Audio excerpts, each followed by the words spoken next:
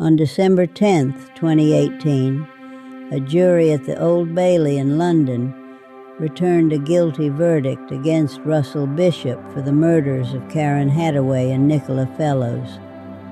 Both girls were 9 years old when they died. The crime had occurred 32 years earlier in October of 1986. According to court records and investigative reporting, this conviction came only after advances in DNA technology finally provided the forensic link that had eluded investigators for more than 3 decades. The case, known in British media as the Babes in the Wood murders, had haunted the city of Brighton and the families of 2 young girls for a generation. This is that story. On the afternoon of October 9, 1986, Karen Hadaway and Nicola Fellows were playing together in the Molescombe area of Brighton, East Sussex. The 2 girls were close friends. They lived near each other and attended the same school. That evening, as darkness fell, neither girl returned home. Their families began searching the neighborhood. When the girls could not be found, police were contacted. A search was organized that extended through the night and into the following day. Wild Park sits on the northern edge of Brighton, a stretch of woodland and open space that borders residential neighborhoods. On October 10, 1986, searchers discovered the bodies of Karen Hadaway and Nicola Fellows within the park. The girls had been sexually assaulted and strangled. The crime scene indicated that someone had attempted to conceal the bodies. Sussex police launched a major investigation. Detectives began canvassing the area, interviewing residents, and collecting physical evidence. The park was located near residential streets, and investigators focused their attention on individuals who lived in proximity to both the victims and the crime scene. One name emerged early in the investigation: Russell Bishop, a local man who lived near Wild Park at the time of the murders, became a person of interest. Bishop had actually participated in the search for the missing girls. He was among those who helped look for Karen and Nicola before their bodies were discovered. Investigators interviewed Bishop. They examined his clothing and belongings. Forensic science in 1986 had significant limitations compared to what would later become possible. Detectives collected a sweatshirt that belonged to Bishop, along with other potential evidence. Analysts found fibers and biological material, but the technology available at the time could not definitively link the evidence to the crime. Bishop was arrested on suspicion of the murders. The case against Russell Bishop proceeded to trial. In December of 1987, Bishop stood before a jury charged with the murders of both girls. The prosecution presented circumstantial evidence and the physical items recovered during the investigation. Defense attorneys challenged the forensic findings, arguing that the evidence did not conclusively prove Bishop had committed the crimes. The jury deliberated and returned a verdict of not guilty. Russell Bishop was acquitted and released. For the families of Karen Hadaway and Nicola Fellows, the acquittal was devastating. They had believed that the man responsible for their daughters' deaths had been identified, yet he had walked free. The case remained officially open, but without new evidence there was little investigators could do. The file sat with Sussex police as months became years and years became decades. Russell Bishop, meanwhile, did not disappear from the criminal justice system. On February 9, 1990, a 7-year-old girl was abducted at Devil's Dyke, a beauty spot on the South Downs near Brighton. The child was kidnapped, indecently assaulted, and nearly murdered. She survived. Police arrested Russell Bishop for this attack. In December of 1990, Bishop was tried and convicted of kidnapping, indecent assault, and attempted murder of the 7-year-old victim. He was sentenced to life in prison.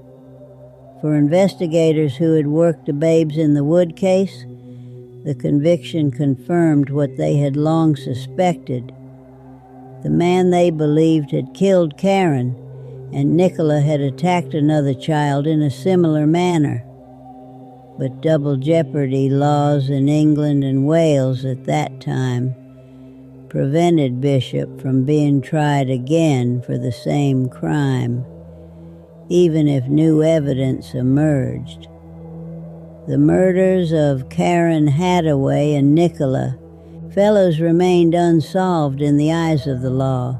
The case entered a dormant phase.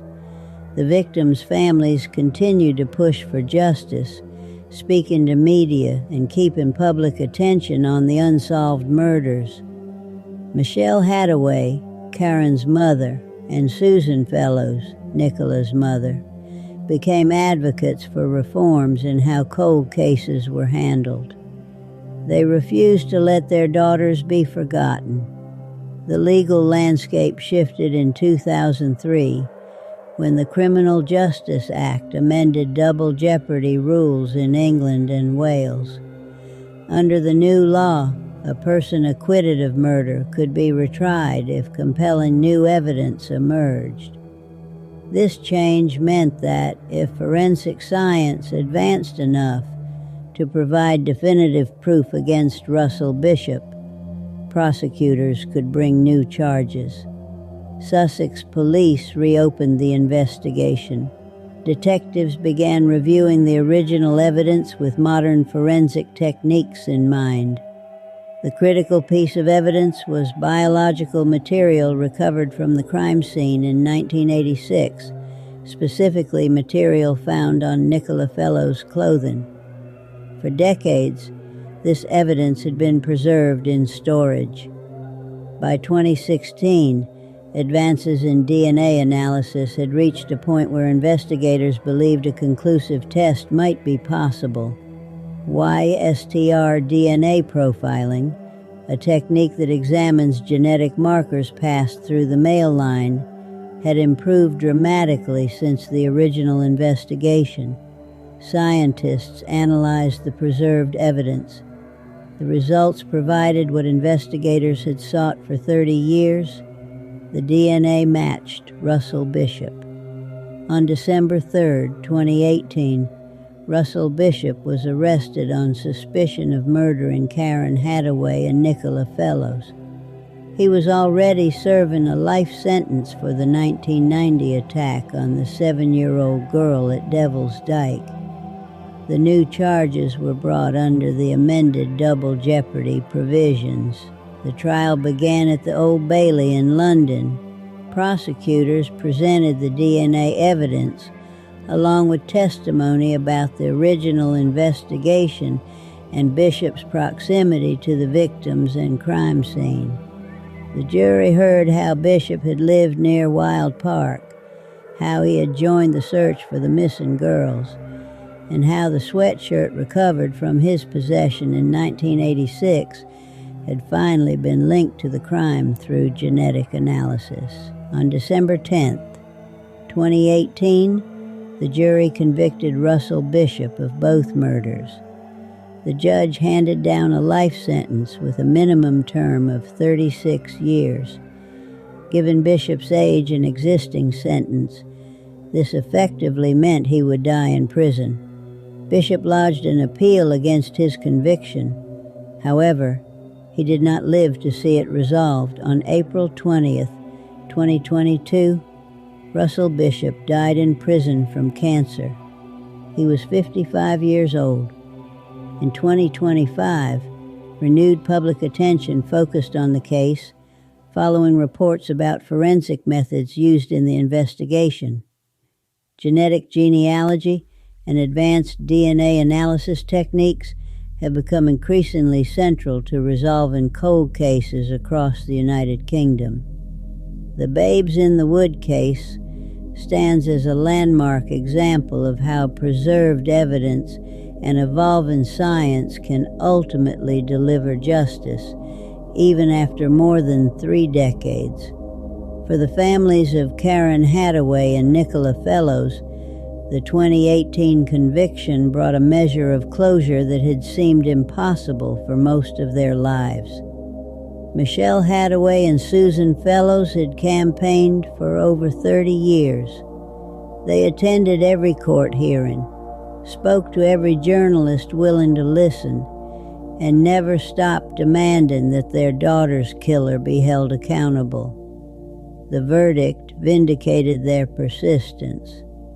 The case also prompted broader discussions about evidence preservation protocols, the importance of maintaining chain of custody for biological samples, and the role of emerging forensic technologies in criminal justice. Sussex Police, particularly Detective Sergeant Jason Swift, who worked the modern phase of the investigation, received recognition for their methodical approach to reviewing decades-old evidence. Karen Hadaway and Nicola Fellows were 9 years old when they died. They had their entire lives ahead of them. For 32 years, their murders remained unpunished. The man responsible lived as a free citizen for nearly 4 years after their deaths before his conviction for attacking another child. The families never stopped fighting. The evidence never degraded beyond usefulness, and the science eventually caught up. If you want to go deeper on cases that were never fully closed, subscribe. A new file opens every week.